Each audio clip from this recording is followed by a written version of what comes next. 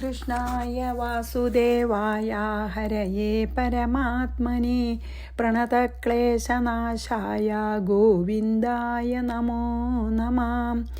രാമായ രാമഭദ്രായ രാമചന്ദ്രായ വേധസേ രഘുനാഥായ നാഥായ സീതായാഃ പതയേ നമഃ. ശ്രീ സീതാലക്ഷ്മണ ഭരത ശത്രുഘ്ന ഹനുമാൻ സമേത ശ്രീരാമചന്ദ്രസ്വാമിനേ നമഃ. യത്ര യത്ര രഘുനാഥകീർത്തനം തത്ര തത്ര കൃതമസ്തകാഞ്ജലിം ബാഷ്പവാരി പരിപൂർണലോചനം മാരുതിം നമത രാക്ഷസാന്തകം. നമ്മൾ ആരണ്യകാണ്ഡം 4-ാം സർഗം 17-ാം ശ്ലോകം കഴിഞ്ഞാണ്, 16-ാം ശ്ലോകം കഴിഞ്ഞാണ് നിർത്തിയത്. അതായത് ഇങ്ങനെ പഞ്ചവടിയിൽ ഒരു ദിവസം ഭഗവാൻ തന്നെ ഇരിക്കുമ്പോൾ, ഏകാന്തത്തിലിരിക്കുമ്പോൾ ലക്ഷ്മണൻ വിനയത്തോടു കൂടി നമസ്കരിച്ച് ചോദിച്ചു എന്നാണ് നമ്മൾ പറഞ്ഞു നിർത്തിയത് അല്ലേ. 17 ഭഗവൻ ശ്രോതുമിച്ഛാമി മോക്ഷസ്യൈകാന്തികീം ഗതിം ത്വത്ത കമലപത്രാക്ഷ സംക്ഷേപാദ് വക്തുമർഹസി. എന്താ പറയണത് ശ്രീ ലക്ഷ്മണൻ? ഭഗവൻ കമലപത്രാക്ഷ, ഹേ താമരദളം പോലെ ഉള്ള കണ്ണുകളോട് കൂടിയ ഭഗവാനെ, മോക്ഷസ്യ ഏകാന്തകീം ഗതി, മോക്ഷത്തിൻ്റെ ഏക കാരണത്തെ അല്ലെങ്കിൽ എങ്ങനെ മോക്ഷം പ്രാപിക്കാം എന്നുള്ളതിനെ ത്വത്തഃ ശ്രോതുമിച്ഛാമി, അങ്ങയിൽ നിന്നു തന്നെ കേൾപ്പാൻ ഞാൻ ആഗ്രഹിക്കുന്നു. സംക്ഷേപാത് വക്തുമർഹസി, അതെനിക്ക് സംഗ്രഹിച്ച് അതെനിക്ക് പറഞ്ഞു തരാൻ ഞാൻ അർഹനായിരിക്കുന്നു. മീൻസ് എനിക്കത് കേൾക്കാൻ വളരെ ആഗ്രഹമുണ്ടെന്നേ അർത്ഥമുള്ളൂ. ഹേ ഭഗവാനെ, താമരദള നേത്ര എന്നാണ്, ഏട്ടാന്നൊന്നുമല്ല സംബോധന ചെയ്യണത്, ജ്യേഷ്ഠാന്നൊന്നുമല്ല. എന്താണ്? താമര ഇതൾ പോലുള്ള കണ്ണുകളുള്ള ഭഗവാനെ തന്നെയാണ്. കമലപത്രാക്ഷ പിന്നെ ഭഗവാൻ തന്നെ, അതായത് ഭഗവൻ തന്നെ ആദ്യം പറഞ്ഞു അല്ലേ. ഭഗവൻ കമലപത്രാക്ഷ ഭഗവാനായിട്ട് തന്നെയാണ് സംബോധന ചെയ്യണം കേട്ടോ. എത്ര ബഹുമാനമാണ് ശ്രീ ലക്ഷ്മണനല്ലേ. അപ്പോൾ പറയണ ഈ മോക്ഷം ലഭിക്കാനുള്ള കാരണം അല്ലെങ്കിൽ മോക്ഷത്തിനുള്ള ഉപായം എന്താണെന്ന് എനിക്ക് പറഞ്ഞു തരൂ. അത് ഞാൻ അങ്ങയിൽ നിന്ന് കേൾക്കാൻ ആഗ്രഹിക്കുന്നു. ചുരുക്കത്തിൽ അതിൻ്റെ സാരം എനിക്ക് ഞാൻ മനസ്സിലാവുന്ന തരത്തിൽ കേൾക്കാൻ ഞാൻ അർഹിക്കുന്നു. ഭഗവൻ ശ്രോതുമിച്ഛാമി മോക്ഷസ്യേകാന്തികീം ഗതിം ത്വത്ത കമലപത്രാക്ഷ സംക്ഷേപാത് വക്തും അർഹസി. ഇനി ജ്ഞാനം വിജ്ഞാനസഹിതം ഭക്തിവൈരാഗ്യബൃംഹിതം ആചക്ഷ്വ മേ രഘുശ്രേഷ്ഠ വാക്ത നാന്യോസ്തി ഭൂതലേ. ഭക്തിവൈരാഗ്യബൃംഹിതം ചാലോ, ഭക്തിയാലും വൈരാഗ്യത്താലും വർദ്ധിക്കുന്ന വിജ്ഞാനസഹിതം ജ്ഞാനം. ഭക്തി കൊണ്ടും വൈരാഗ്യം കൊണ്ടും ജ്ഞാനം വർദ്ധിക്കും. അങ്ങനെയുള്ള ജ്ഞാനം മാത്രം പോരാ, വിജ്ഞാനസഹിതം ജ്ഞാനം. എന്താ ജ്ഞാനവും വിജ്ഞാനവും കൂടി വ്യത്യാസം വെച്ചാൽ, ജ്ഞാനം ചാൽ എന്താണെന്ന് അറിയുക, വിജ്ഞാനം ചാൽ ആ അറിഞ്ഞത് അവനവന് അനുഭവമാവുക. ഇപ്പോൾ ഉദാഹരണത്തിന് നമ്മളൊക്കെ വായിക്കേണ്ട എപ്പോഴും നമ്മൾ ഈ ദേഹമല്ല, നമ്മൾ ആത്മാവാണ്, നമുക്കത് അറിയാം. അതായത് നമുക്കിപ്പോൾ തോന്നുന്നുണ്ടല്ലോ ദേഹം, ആ ദേഹാഭിമാനം ശരിയല്ല. ശരിക്കും ഞാൻ എന്ന് പറയണത് ദേഹമല്ല, ദേഹം വെറും ജഡമാണ്, ഞാൻ എന്ന് പറയണത് ആത്മാവാണ് എന്ന് നമുക്ക് വായിച്ച പുസ്തകത്തിൽ നിന്നോ അല്ലെങ്കിൽ മഹാത്മാക്കൾ പറഞ്ഞിട്ടോ നമുക്കറിയാം. പക്ഷേ അത് അനുഭവം ആയാലേ നമ്മൾക്കത് വിജ്ഞാനമാവുള്ളൂ. അതാണ് വിജ്ഞാനസഹിതം ജ്ഞാനം എന്ന് പറഞ്ഞത്. ജ്ഞാനം അറിയണതൊന്ന് വേറെ, അത് അനുഭവമാവണത് വേറെ ഒന്ന് അല്ലേ. പക്ഷേ അറിയെങ്കിലും ചെയ്താൽ നമുക്കത് അനുഭവമാവാൻ എളുപ്പമുണ്ടല്ലോ. അതിനു വേണ്ടി ശ്രമിക്കാം, അത് അനുഭവമാവാൻ പല സമയത്തും നമുക്കത് ജീവിതത്തിൽ പ്രായോഗികമാക്കാൻ നോക്കാം. അപ്പോൾ അറിവുകൊണ്ട് ഗുണം, ജ്ഞാനം കൊണ്ട് ഗുണം, നല്ല ഗുണമുണ്ട്. പക്ഷേ വിജ്ഞാനം കൂടി വേണം അൾട്ടിമേറ്റ്ലി, എന്നാലേ മോക്ഷം കിട്ടുള്ളൂ. അതാണ് എന്താണ് ലക്ഷ്മണൻ ഭഗവാനോട് പറയണത്. എന്താ വെച്ചാൽ, ഹേ ഭഗവാനെ, ഈ ഭക്തി കൊണ്ടും വൈരാഗ്യം കൊണ്ടും ജ്ഞാനം വർദ്ധിക്കും. ആ ജ്ഞാനം വിജ്ഞാനസഹിതം എനിക്ക് പറഞ്ഞുതരൂ. വിജ്ഞാനസഹിതം ജ്ഞാനം, വിജ്ഞാനത്തോടു കൂടിയ ജ്ഞാനത്തിന് രഘുശ്രേഷ്ഠ, ഹേ രഘുത്തമ മേ ആചക്ഷ, എനിക്ക് ഉപദേശിച്ചു തന്നാലും ഭൂതലേ അന്യഹ വക്ത നാസ്തി, ഇത് പറഞ്ഞു തരാൻ അങ്ങേപ്പോലെ അർഹനായിട്ടൊരു വക്താവ് ഈ ഭൂലോകത്തിലില്ല എന്ന് എനിക്കറിയാം എന്ന് പറയണം ലക്ഷ്മണനെ. അതായത് ഈ ഒരു വിജ്ഞാനസഹിതമുള്ള ജ്ഞാനം എനിക്കുപദേശിക്കാൻ അങ്ങയേക്കാളും അർഹനായിട്ട് ഈ ഭൂലോകത്തിൽ ഞാൻ ആരെയും കാണില്ല. സംശയമുണ്ടോ? ഭഗവാൻ ജ്ഞാനസ്വരൂപനാണ്. അങ്ങനെയുള്ള ആ ജ്ഞാനസ്വരൂപം തന്നെ പൂണ്ടതാണ് ജ്ഞാനം. ആ ഭഗവാനിലും കവിഞ്ഞ് ഇനി ആരാളുള്ളത് നമുക്കിത് ഉപദേശിക്കാൻ? ലക്ഷ്മണൻ പറഞ്ഞത് എത്ര ശരിയല്ലേ? ജ്ഞാനം വിജ്ഞാനസഹിതം ഭക്തി വൈരാഗ്യ ബൃംഹിതം ആ ചക്ഷുമേ രഘുശ്രേഷ്ഠ വക്താനാന്യോക്സ്തി ഭൂതലേ. ഇനി പിന്നെ അപ്പം ശ്രീരാമൻ്റെ മറുപടിയാണ്. ശ്രീരാമോവാച ശൃണു വക്ഷ്യാമി തേ വത്സ ഗുഹ്യാത് ഗുഹ്യതരം പരം യദ്വിജ്ഞായ നരോ ജഹ്യാൽ സദ്യോ വൈകൽപ്പികം ഭ്രമം.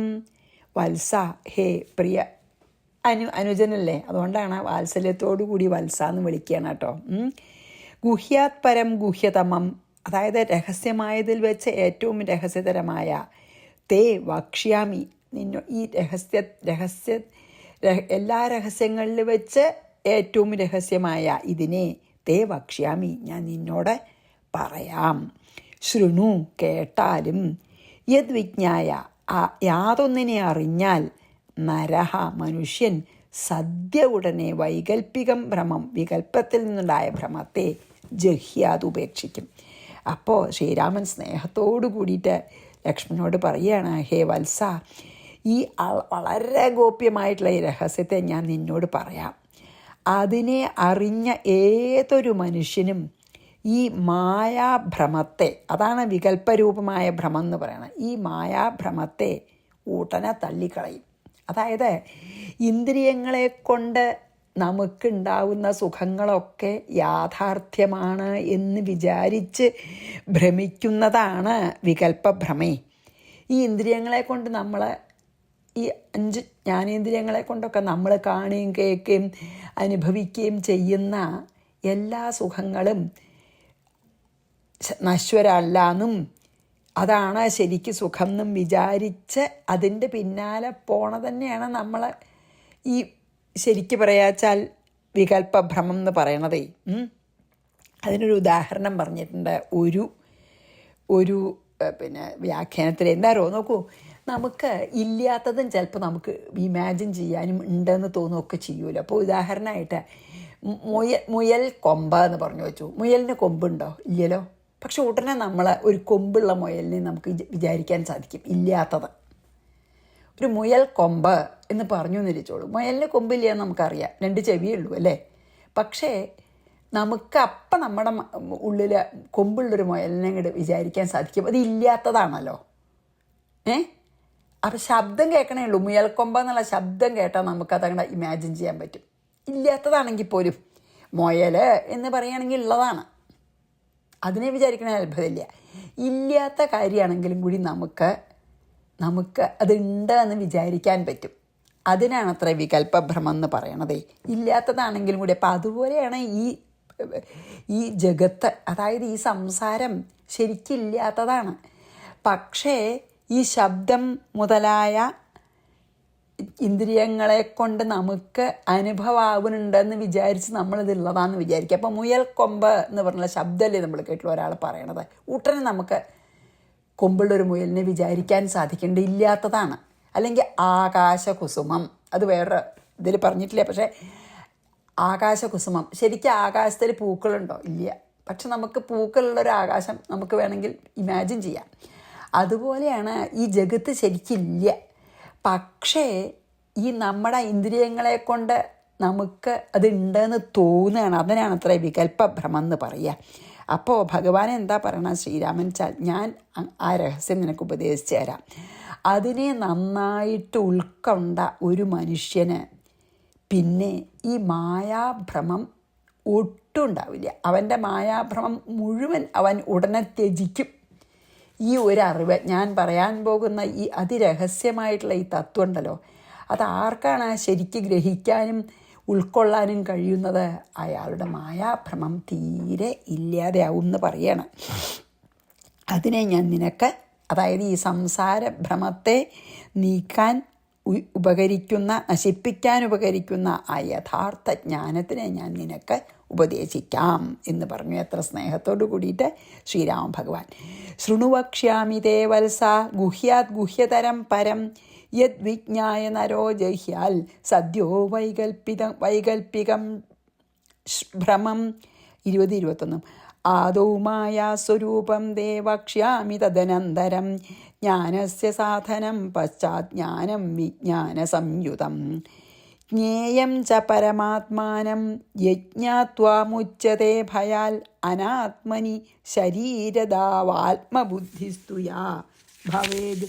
എന്താണ് ഈ 2 ശ്ലോകത്തിൽ പറഞ്ഞു വെച്ചാൽ മൂന്ന് ശ്ലോകം ഒന്നിച്ചാട്ടോ. സൈവമായാ തയൈവാസോ സംസാര പരികൽപ്യതേ. 22 ഒരു വരിയും കൂടി അതുണ്ട് കേട്ടോ.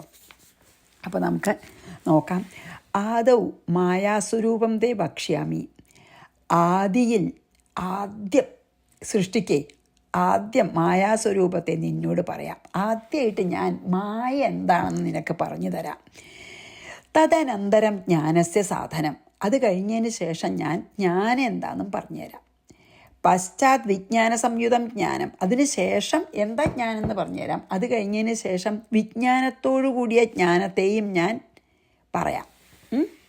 ആദ്യം ഞാൻ മായ എന്താന്ന് പറയാം, പിന്നെ ജ്ഞാനം എന്താന്ന് പറയാം, പിന്നെ വിജ്ഞാനത്തോടു കൂടിയ ജ്ഞാനത്തെയും ഞാൻ പറഞ്ഞുതരാം. പിന്നെയോ ജ്ഞേയം പരമാത്മാനം ച. പിന്നെയോ നിനക്ക് അറിയപ്പെടേണ്ടതായ പരമാത്മാവിനെയും വക്ഷ്യാമി.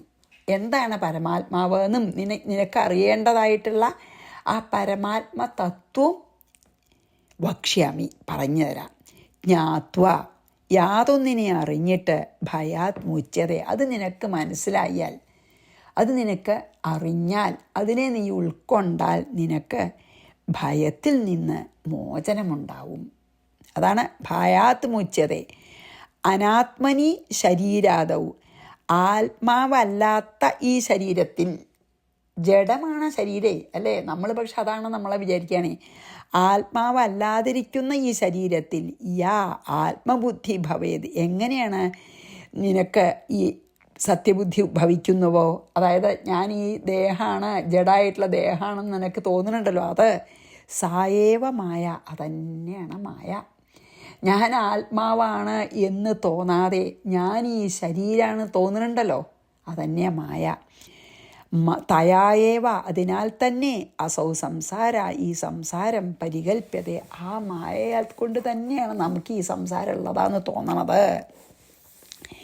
എത്ര നമുക്ക് ഇതൊന്നും എനിക്ക് പറയാനുള്ള അർഹതയില്ല കേട്ടോ. ഞാൻ എനിക്ക് പറ്റുന്ന പോലെ അത് പറയാൻ നോക്കാം എന്ന് മാത്രമേ ഉള്ളൂ. ഈ സംസാര കാരണം മായ തന്നെയാണ്. അത് മനസ്സിലായിട്ട് അത് നമുക്ക് മനസ്സിലായാലേ നമുക്ക് മായയ്ക്ക് അപ്പുറത്ത് കടക്കാൻ പറ്റൂ എന്നാണ് ഭഗവാൻ പറയണത്. ഈ സംസാരത്തിൻ്റെ കാരണം തന്നെ മായയാണ്. പറഞ്ഞില്ലേ, വികല്പഭ്രമം. അപ്പോൾ ആ മായ എന്താണെന്ന് അറിഞ്ഞിട്ട് വേണമല്ലോ മായയ്ക്ക് അതീതമായിട്ട് പോവാൻ. മായയെ തരണം ചെയ്യണമെങ്കിൽ മായ എന്താണെന്ന് അറിയണ്ടേ. ഇപ്പോൾ ഒരു സമുദ്രം കണ്ടാൽ സമുദ്രം എന്താണെന്ന് അറിഞ്ഞാൽ എത്ര ദൂരം ഉണ്ട് അതൊക്കെ അറിഞ്ഞിട്ട് വേണ്ടേ അതൊന്ന് തരണം. ഒരു നദിയാണെങ്കിലും അതെ, കടക്കണമെങ്കിൽ അത് എന്താണെന്ന് അറിയണമല്ലോ. അതാണ് പറയണത്. ഈ സംസാരത്തിൻ്റെ കാരണം തന്നെ മായയാണ്. അതിൻ്റെ സ്വരൂപം അറിയാതെ നമുക്കതിൽ നിന്ന് മോചനം ലഭിക്കില്ല. അതുകൊണ്ട് ആദ്യം മായ എന്താണെന്ന് ഞാൻ പറയാം. പിന്നെ ജ്ഞാനം എന്താണെന്ന് പറയണം വെച്ചാൽ എന്തൊക്കെയാണ് ജ്ഞാനത്തിന് ആവശ്യമുള്ളതെന്നൊക്കെ പറയണം. അതുകൊണ്ട് ഞാൻ ആദ്യം മായയെപ്പറ്റി പറയാം, പിന്നെ ജ്ഞാനത്തിന് ആവശ്യമായിട്ടുള്ള സാധനത്തെപ്പറ്റി പറയാം. അത് കഴിഞ്ഞതിന് ശേഷം ഈ ജ്ഞാനം എങ്ങനെ അനുഭവമാവും എന്നുള്ള ആ വിജ്ഞാനത്തെയും, അത് കഴിഞ്ഞതിന് ശേഷം എന്താണ് പരമാത്മസ്വരൂപം എന്ന് ഞാൻ നിന്നോട് പറയാം എന്ന് പറയാണ്.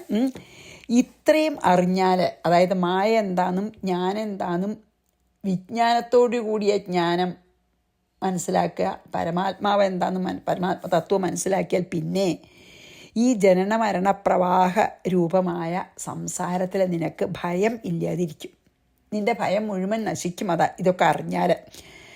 അതായത് ആത്മാവല്ലാതിരിക്കുന്ന ഈ ശരീരം ഉണ്ടല്ലോ, അത് സത്യമാണെന്ന് നമ്മൾക്ക് തോന്നുന്നുണ്ടല്ലോ, ആ സത്യമാണെന്നുള്ള വിചാരത്തെ ജനിപ്പിക്കുന്ന ശക്തിയാണ് ശരിക്ക് മായ. അതായത് നമ്മുടെ ഈ ജഡമായ ശരീരത്തിനെയും ഇന്ദ്രിയങ്ങളെയും ചൈതന്യമില്ലാതെ, ചൈതന്യം അതിൻ്റെ ഉള്ളിലില്ലെങ്കിൽ വെറും ജഡാണ് നമ്മുടെ എല്ലാ ഇന്ദ്രിയങ്ങളും അതെ, ശരീരം അതെ. പക്ഷേ ആ നമ്മൾ ഇതൊക്കെ സത്യമാണ് എന്നുള്ള വിചാരത്തെ നമുക്ക് ജനിപ്പിക്കുന്നുണ്ടല്ലോ, ആ നിർവചിക്കാൻ പറ്റാത്തൊരു ശക്തിയാണ് നമ്മളെ, ഈ ജഡശരീരമാണ് നമ്മൾ എന്ന വിചാരം നമ്മുടെ ഉള്ളിൽ ഉണ്ടാക്കുന്നുണ്ട് ഇല്ലേ. ആ അനിർവചനീയമായൊരു ശക്തിയാണ് നമുക്ക് ഈ ജഡശരീരമാണ് ഞാൻ എന്നുള്ള ബോധത്തെ ഉണ്ടാക്കുന്നത്. ആ അനിർവചനീയമായ ശക്തി തന്നെയാണ് മായ. അതായത് വാസ്തവത്തിൽ ഇല്ലാത്തതായ ഈ സംസാരത്തെ നമുക്ക് ഉള്ളതുപോലെ പ്രകാശിപ്പിക്കുകയാണ് മായയുടെ ജോലി. അതായത് ഇപ്പോൾ മാജിക്ക് കാട്ടുന്ന ഒരാളെ അഭ്യാസം കാണുമ്പോൾ നമുക്ക് ഇല്ലാത്തതായിട്ടുള്ളത് ഉണ്ടോ തോന്നില്ലേ? അതുപോലെയാണ് വാസ്തവമല്ലാത്ത അല്ലെങ്കിൽ നശ്വരമല്ലാത്ത ഈ ദേഹേന്ദ്രിയാദികളെയൊക്കെ നമുക്ക് വാസ്തവാണെന്നും ഞാൻ ഈ ജഡശരീരമാണെന്നും ഉള്ള ബോധം ഉണ്ടാക്കുന്നുണ്ടല്ലോ, അതാണ് ആ ശക്തി തന്നെ മായ. മായയുടെ പണി അതാണ്. ഇല്ലാത്തതിനെ ഉള്ളതിനെ ആവരണം ചെയ്യുകയും ചെയ്യും, ഇല്ലാത്തതിനെ ഉണ്ട് എന്ന് തോന്നിക്കുകയും ചെയ്യുന്നതാണ് മായ എന്നിപ്പോൾ മായ പറഞ്ഞു കൊടുത്തു ഇതിൽ ഇല്ലേ. ഇനി നമുക്ക് 20, 21, 22 പകുതിയും വായിച്ചിട്ട് അടുത്തേക്ക് പോവാം. ആദൗ മായാസ്വരൂപം ദേ വക്ഷ്യാമി തദനന്തരം ജ്ഞാനസ്യ സാധനം പശ്ചാത് ജ്ഞാനം വിജ്ഞാന സംയുതം ജ്ഞേയം ച പരമാത്മാനം യജ്ഞാത്വാമുച്യതേ ഭയാൽ അനാത്മനി ശരീരദാവാത്മബുദ്ധിസ്തുയാ ഭവേത്. ശരീരദാവാത്മബുദ്ധി ആത്മബുദ്ധി യാ ഭവേത്. ഇനി 23, അതാ 3, മറ്റേ 22 ഒരു ശ്ലോകം, ഒരു വരിയും 23. രൂപേ ദ്വേ നിശ്ചിതേ പൂർവം മായായാഹ കുലനന്ദന വിക്ഷേപാവരണേ തത്ര പ്രഥമം കൽപ്പയേ ജഗദ് ലിംഗാദിബ്രഹ്മപര്യന്തം സ്ഥൂലസൂക്ഷ്മ വിഭേദതഃ. കുലനന്ദന, ഹേ കുലപുത്ര, മായായ ദ്വേ രൂപേ പൂർവം നിശ്ചിതേ. മായയ്ക്ക് 2 രൂപങ്ങൾ പണ്ടന്നെ ഉണ്ട്. എന്തൊക്കെയാ അറിയോ? ഒന്ന് വിക്ഷേപവും ഒന്ന് ആവരണവും. വിക്ഷേപം, ആവരണം, ഇതാണ് 2 രൂപങ്ങൾ മായയ്ക്ക്. തത്ര പ്രഥമം, അതിലാദ്യത്തേത്, അതായത് വിക്ഷേപം സ്ഥൂല സൂക്ഷ്മ വിഭേദതഃ. സ്ഥൂലം സൂക്ഷ്മം എന്ന ഭേദത്തിൽ ലിംഗാദിബ്രഹ്മപര്യന്ത, ലിംഗം മുതൽ ബ്രഹ്മാവ് വരെയുള്ള ജഗത് കൽപ്പയത്, ജഗത്തിനെ കൽപ്പിക്കും. വിക്ഷേപം, ആവരണം, 2 ഉണ്ട്. അപ്പം എന്താ പറയണ വെച്ചാൽ, ഹേ ലക്ഷ്മണ, മായയ്ക്ക് 2 രൂപമുണ്ട് എന്ന് പണ്ടന്നെ ശാസ്ത്രത്തിൽ പറഞ്ഞിട്ടുണ്ട്. ഒന്ന് വിക്ഷേപം, ഒന്ന് ആവരണം. അതിന് വിക്ഷേപം ഉണ്ടല്ലോ, മഹത്തത്വം തൊട്ട് മായ എന്ന് ആദ്യം വേർപിരിയൂലോ. നമ്മൾ സൃഷ്ടിയിൽ പറഞ്ഞില്ലേ, മായ ക്ഷോഭിക്കുമ്പോൾ ആദ്യം മഹത്തത്വം വെണ്ണ പോലെ വേർതിരിയും, തൈരുന്ന് വെണ്ണ വേർതിരിയണമെന്ന് പോലെയൊക്കെ പറഞ്ഞില്ലേ. ആ മഹത്തത്വം മുതൽ, അപ്പോൾ നമുക്ക് 23 നോക്കാം. പിന്നെ എന്താ വെച്ചാൽ, ഹേ, വളരെ സ്നേഹത്തോടു കൂടി പറയുകയാണ് ലക്ഷ്മണ, മായയ്ക്ക് 2 രൂപ ഉണ്ട്. ഒന്ന് വിക്ഷേപം, ആവരണം അല്ലേ.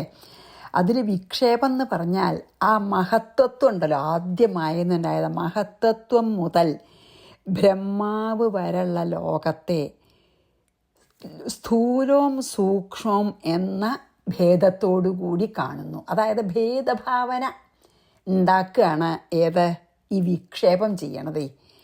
അതായത് വിക്ഷേപമാണ് മായയുടെ വിക്ഷേപരൂപ ശക്തി സ്ഥൂല സൂക്ഷ്മ സ്വരൂപമായിട്ടുള്ള ഈ ലോകത്തെ മുഴുവൻ ജനിപ്പിക്കണത് ഈ മായയുടെ വിക്ഷേപ ശക്തിയാണ്. അതായത് നമുക്ക് ഈ സ്ഥൂലവും സൂക്ഷ്മമായിട്ടുള്ള സാധനങ്ങളൊക്കെ ഉണ്ടെന്നൊക്കെ തോന്നിക്കുന്നുണ്ടല്ലോ. അതായത് ഞാൻ, നീയെന്നടക്കം, അല്ലെങ്കിൽ ഓ ഇത് ചെറുതാണ്, ഇത് വലുതാണ്, അല്ലെങ്കിൽ ഈ കാണുന്ന ദൃശ്യപ്രപഞ്ചത്തിൽ കാണുന്ന മല അല്ലെങ്കിൽ ഒരു തരി മണ്ണ്, അത് ഒരു തരി മണ്ണ് ചെറുതാണ്, മല വലുതാണ്. അതായത് ഇങ്ങനത്തെ സ്ഥൂല സൂക്ഷ്മമായിട്ടുള്ള എല്ലാ ഭേദങ്ങളും, അതായത് പഞ്ചതന്മാത്രകളും പഞ്ചഭൂതങ്ങളും അടക്കമുള്ള ഭേദഭാവന എല്ലാറ്റിലും ഒരു ഞാൻ നീ എന്നുള്ള എന്താ അതിന് പറയുക, ആ അഹംഭാവം എന്നോ അഹങ്കാരം ഉണ്ടാക്കണത്, ആ അഹങ്കാരമുണ്ടാക്കുന്ന ഈ ലോകത്തിനെ മുഴുവൻ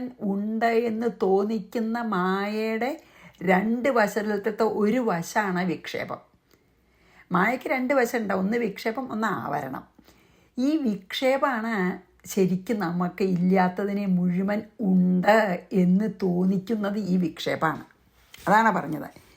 മായയ്ക്ക് രണ്ട് രൂപമുണ്ട്. അതിലത്തെ ഈ വിക്ഷേപം ഉണ്ടല്ലോ, മഹത്തത്വം മുതൽ ആദ്യം വേർതിരിഞ്ഞ മായെന്ന് വേർതിരിഞ്ഞ മഹത്വത്വം മുതൽ ബ്രഹ്മാവ് വരെ ഉള്ള ഈ ലോകത്തെ സ്ഥൂലം സൂക്ഷ്മം അല്ലെങ്കിൽ ആണ് പെണ്ണ് അങ്ങനെയല്ലേ ഇന്നതല്ലേ എല്ലാതര വ്യത്യാസങ്ങളും കാണിച്ചുകൊണ്ട് ഈ ലോകം തന്നെ വാസ്തവമാണെന്ന് തോന്നിച്ച് ലോകത്തിനെ ജനിപ്പിക്കുന്നതാണ്. ഈ സംസാരത്തിൻ്റെ ഉദ്ഭവത്തിന് തന്നെ കാരണം, അല്ലെങ്കിൽ സംസാരം ഉണ്ട് എന്ന് നമ്മളെ തോന്നിപ്പിക്കുന്നതിന് കാരണമായിട്ടുള്ളതാണ് മായയുടെ വിക്ഷേപശക്തി. അതാണ് ഇതിൽ പറഞ്ഞത്. രൂപേ ദ്വേ നിശ്ചിതേ പൂർവം മായായ കുലനന്ദന വിക്ഷേപാവരണേ തത്ര പ്രഥമം കൽപ്പയേ ജഗത് ലിംഗാദിബ്രഹ്മപര്യന്തം സ്ഥൂല സൂക്ഷ്മ വിഭേദത. ഇനി ഒന്നും കൂടി ചെയ്ത് നിർത്താം. അപരം ത്വഖിലം ജ്ഞാനരൂപമാവൃത്യ തിഷ്ഠതി മായയാ കൽപ്പിതം വിശ്വം പരമാത്മനി കേവലേ. അപരം ചൽ ആവരണം രണ്ടാമത്തെ ആകട്ടെ അഖിലം ജ്ഞാനസ്വരൂപം ആവൃത്യ തിഷ്ഠതി. ആ ശരിക്കുള്ള സത്യമായിട്ടുള്ള ജ്ഞാനസ്വരൂപത്തിനെ ആവരണം ചെയ്തിട്ട് വസിക്കുന്നു. അതല്ലേ ബുദ്ധിമുട്ട്. ഈ വിക്ഷേപം ലോകം ഉണ്ടെന്ന് തോന്നിപ്പിക്കണു, ലോകത്തിനെ ജനിപ്പിക്കണു.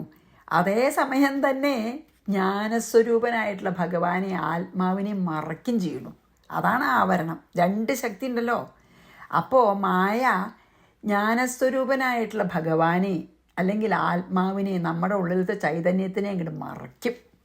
അപ്പോൾ നമുക്ക് നമ്മൾ അതാണെന്ന് തോന്നാൻ ഇടവരില്ല. എന്നിട്ട് ഈ വിക്ഷേപശക്തി കൊണ്ട് ലോകം ഉള്ളതാണെന്ന് തോന്നിക്കും, ഇല്ലാത്ത ലോകത്തിനെ ഉള്ളതാണെന്ന് തോന്നിക്കും.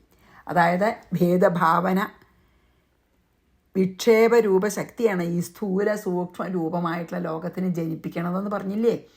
അപ്പോൾ ആ ജ്ഞാനസ്വരൂപനായിട്ടുള്ള ആത്മാവിനെ ആവരണം ചെയ്തിട്ട് സ്ഥൂല സൂക്ഷ്മ സ്വരൂപമായ ലോകത്തിനെ ജനിപ്പിക്കുകയാണ് മായ ചെയ്യണത്. അപ്പം മായയുടെ രണ്ടാമത്തെ രൂപമാണ് ഇതിൽ പറയുന്നത്, ആവരണ ശക്തി. എന്താ ആവരണം ചെയ്യണത്? ഈ ജ്ഞാനമാകുന്ന ആ സ്വരൂപം ഉണ്ടല്ലോ, അതിനെ നമ്മുടെ ബുദ്ധിയിൽ നിന്ന് അങ്ങോട്ട് മറയ്ക്കും. ഒരു കർട്ടൻ ഇടണ പോലെയാണ്. അപ്പോൾ നമ്മുടെ ബുദ്ധിയെ ആവരണം ചെയ്യുന്നത് കൊണ്ടാണ് അതിനെ ആവരണ ശക്തി പറയുന്നത്. ആ ജ്ഞാനമാകുന്ന സ്വരൂപത്തെ നമ്മുടെ ബുദ്ധിയിൽ നിന്ന് അങ്ങോട്ട് മറയ്ക്കുകയാണ്. അങ്ങനെ നമ്മുടെ ബുദ്ധിയിൽ നിന്ന് ജ്ഞാനത്തെ മറയ്ക്കുന്നത് കൊണ്ടാണ് അതിന് ആവരണശക്തി പറയുന്നത്.